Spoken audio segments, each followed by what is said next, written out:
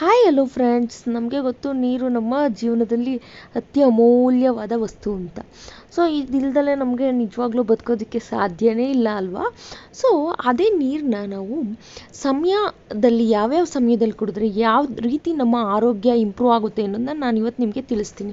So ಬೆಳಗ್ಗೆ ಎದ್ದ ತಕ್ಷಣ ಫಸ್ಟು ಏನು ಗ್ಲಾಸ್ ನೀರು ಕುಡಿತೀರೋ ಅದು ನಿಮ್ಮ ದೇಹದಲ್ಲಿರೋ ಕಲ್ಮಶ ಎಲ್ಲ ತೆಗೆದಾಕಿ ನಿಮ್ಮ ಡೈಜೆಷನ್ನ ಇಂಪ್ರೂವ್ ಮಾಡುತ್ತೆ.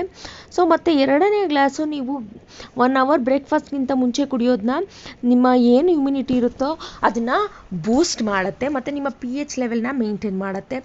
ನಿಮ್ಮ ಹಾಫ್ ಆನ್ ಅವರ್ ಲಂಚ್ಗಿಂತ ಮುಂಚೆ ನೀವು ಗ್ಲಾಸು ನೀರು ಕುಡಿಯೋದ್ರಿಂದ ನಿಮ್ಮ ಎಕ್ಸ್ಟ್ರಾ ಫ್ಯಾಟ್ ಏನಿರುತ್ತೋ ಅದು ಬರ್ನ್ ಆಗುತ್ತೆ ಮತ್ತು ಬೆಟರ್ ಡೈಜೆಷನ್ ಇಂಪ್ರೂವ್ ಆಗುತ್ತೆ.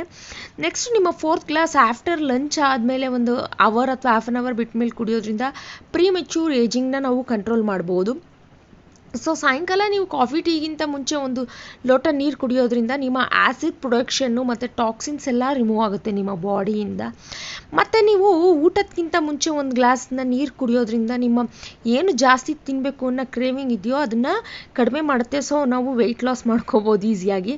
ನೆಕ್ಸ್ಟ್ ನೀವು ಆಮೇಲೆ 1 ಅವರ್ ಆದಮೇಲೆ ಊಟ ಆದಮೇಲೆ ಕುಡಿಯೋದ್ರಿಂದ ನಿಮ್ಮ ಊಟದಲ್ಲಿರೋ ಏನು ನ್ಯೂಟ್ರಿಯೆಂಟ್ಸ್ ಇರುತ್ತೋ ಆ ನ್ಯೂಟ್ರಿಯೆಂಟ್ಸ್ ಎಲ್ಲ ನಿಮ್ಮ ಬಾಡಿಗೆ ಅಬ್ಸರ್ವ್ ಕ್ಲೀನಾಗಿ ಆಗುತ್ತೆ. ಮತ್ತು ಲಾಸ್ಟ್ ಗ್ಲಾಸ್ ನೀವು ಮಲ್ಕೊಳ್ಳೋದಕ್ಕಿಂತ ಮುಂಚೆ ಕುಡಿಯೋದ್ರಿಂದ ನಿಮಗೆ ಹಾರ್ಟ್ ಅಟ್ಯಾಕ್ಸು ಎಲ್ಲ ಕಡಿಮೆ ಆಗುತ್ತೆ. ಇದೇ ರೀತಿ ಹೆಚ್ಚಿನ ಮಾಹಿತಿಗಾಗಿ ನನ್ನ ಚಾನಲ್ನ ಲೈಕ್ ಮಾಡಿ, ಶೇರ್ ಮಾಡಿ ಮತ್ತು ಸಬ್ಸ್ಕ್ರೈಬ್ ಮಾಡಿ. ಧನ್ಯವಾದಗಳು.